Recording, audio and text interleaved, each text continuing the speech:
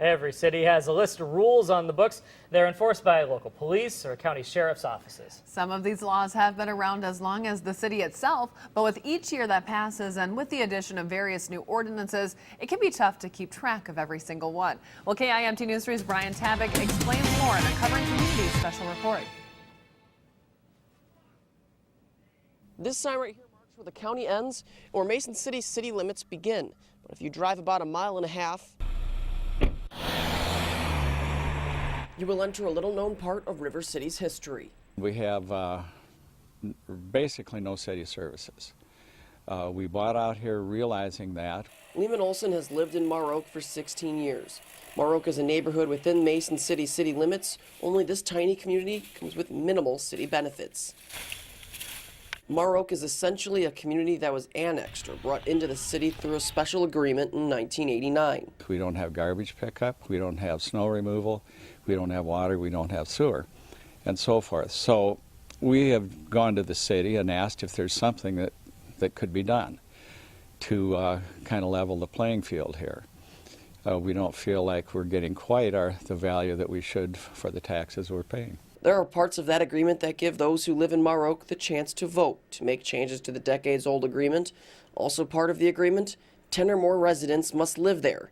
Now there are more than 24 homes located in Mar Oak, but those with the city say it wasn't until recently they were approached. They've never come forward and asked. They continue to purchase their own services. We don't send them a water bill because they're not connected to the water system or the sanitary sewer system. So that's their decision that they made, and they've worked through it with their homeowners association to maintain their roads, to clear their roads, and that's the system that was established back in '88 and '89. Trout says they are working with the Mar Oak Homeowners Association to provide them with some amenities. The agreement was made roughly 30 years ago. Here's a look at all of the documents. Trout describes this as a rare situation and says newer city codes will keep this from happening again in River City. Garbage pickup was one that after there were 10 households out there, they could then request the city to provide sanitation services. We're well over that now. But until some of these services are officially provided, Olson and the others in the Mar Oak community say they'll continue to pay what they describe as high property taxes without city benefits. He totally understands our situation. I think he is serious about trying to do something that could help solve some of our discontent, I guess.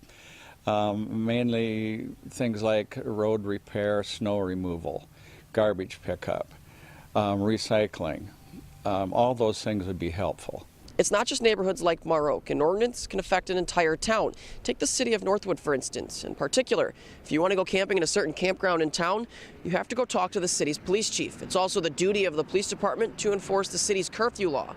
The only problem, there hasn't been a city police department in the last several years. That's thanks to an agreement between the city of Northwood and the Worth County Sheriff's Office. We signed an agreement with the Sheriff's Department that we would have 4 Northwood officers on duty 24/7 in Northwood, but they would be under the supervision of the Sheriff's Department.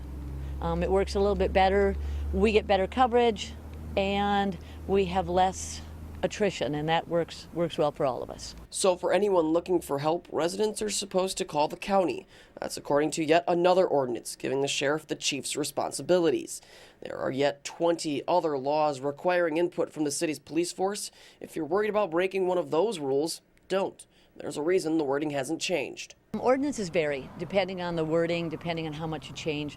It can cost between $50 and $150 or $200 to have an ordinance changed. So, to do 20 of them, we could be looking at, $1,000, $2,000.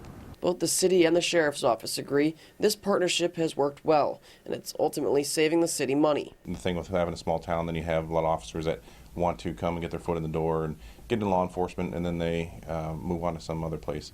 While some of the rules may not draw a lot of attention, there's one that raises some concern. The law that states who's responsible for putting out the school stop signs during the proper times. The city has asked if the town deputies can take care of that, and normally we can, but there are some situations when there's emergencies and some job duties that are affecting getting the stop signs out, and so sometimes we aren't able to just get the stop signs out, and that is it's something that it's important for having stop signs for the kids to get across the street, but that is not one of the top priorities. And this was addressed at a recent city council meeting where Sheriff Langenbaugh pointed out while it did happen, very rarely does the stop sign duty get ignored.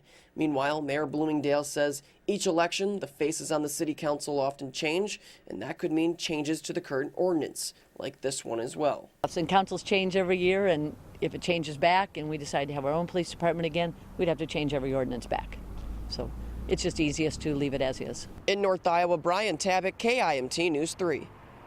Now, we want to learn more about the wrinkles in the ordinances in your community, so feel free to email us, news@kimt.com, and then Brian will take a closer look at what's being done to enforce those.